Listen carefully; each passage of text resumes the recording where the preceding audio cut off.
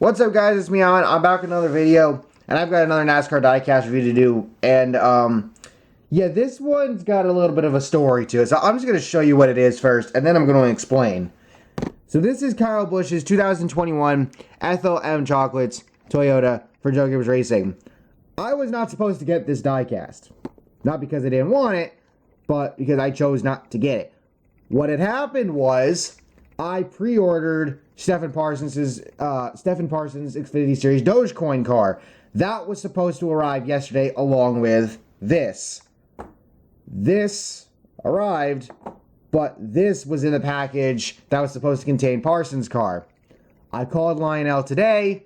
By the way, great customer service. Had to wait on hold for a little bit, but it's that time of the year. It's busy. I understand. Got on the phone with somebody, talked with them. They were really nice. I was nice to them. They helped me out. I get to keep this diecast, and I will be getting the Stefan Parsons car within the next week or so. And yeah, so I'm excited for that, and I cannot wait to review it until, for when it gets here. But in the meantime, I figured, well, I have this diecast. I'm going to go ahead and I'm going to review it because why not? So let's go ahead, get the diecast out of the box, and get on with the review.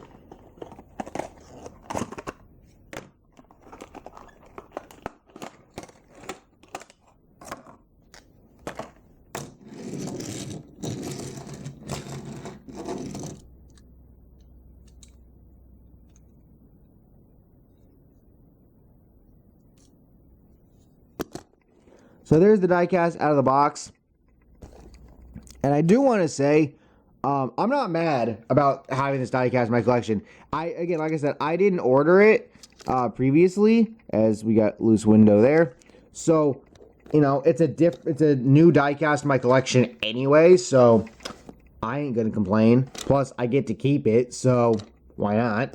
Essentially a free diecast in a way. But holy fucking Jesus. What the fuck did they do to this? Look at this. Look at that. I don't know if you can tell, but the Goodyear lettering, it's not completely on the side of the wheel. It's coming onto the bottom of the wheel itself. Or tire, I should say. Like, what the fuck?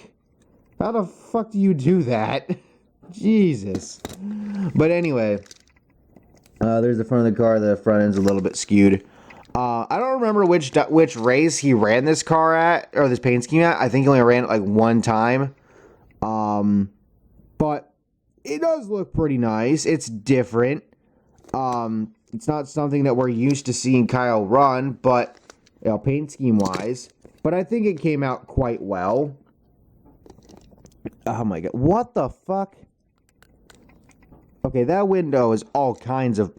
It is pulled in on this side, and it's popping out on this side, and I can't push it back far enough to keep it in place. Like, okay then. What? But yeah, no. So, this is a neat diecast.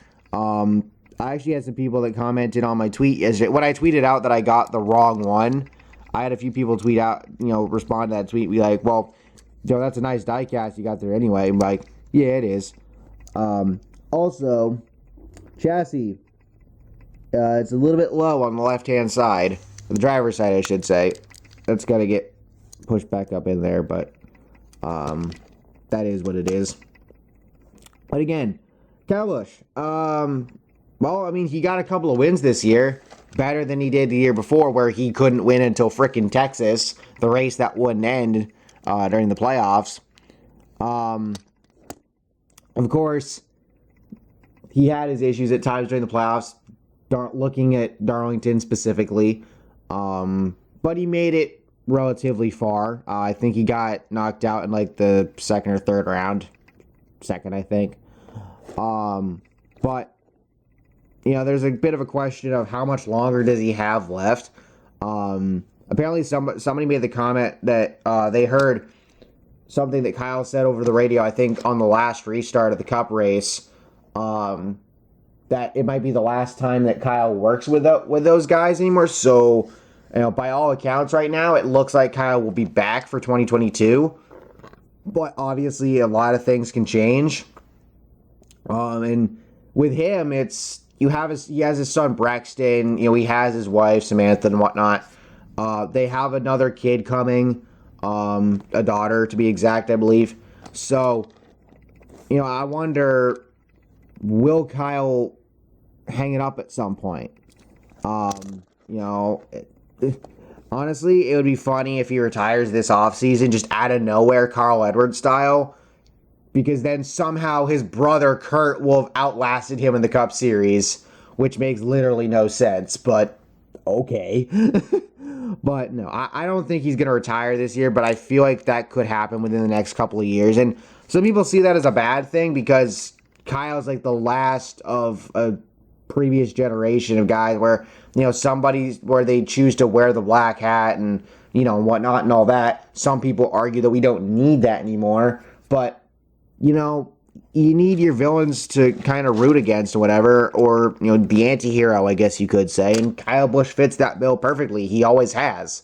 Some would say that maybe Noah Gregson's going into that sort of role, maybe somebody else, but, it's hard to find that these days because a lot of the drivers just kind of like, when we get a big moment on track, you think a fight's going to break out and then nothing happens. Whereas we've seen Kyle Busch, he's willing to swing a punch. Just ask Joey Logano. I mean, come on now. But that being said, once again, huge thank you to Lionel Racing for working with me to get this whole situation figured out.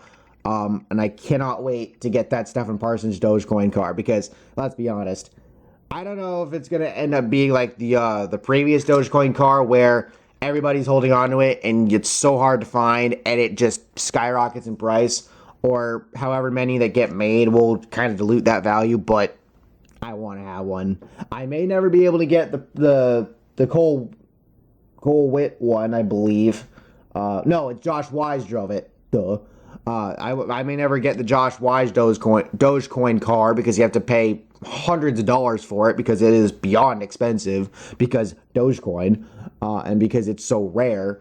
But either way, I'll be happy to have that in my collection when I get it, and I'm happy to have this one here now. So with that said, please make sure to drop a like, subscribe, make sure to use code ANJJ for free shipping on orders of $20 or more over at Circle B Diecast, and I cannot wait to do more reviews for you all. Catch y'all next time. Peace.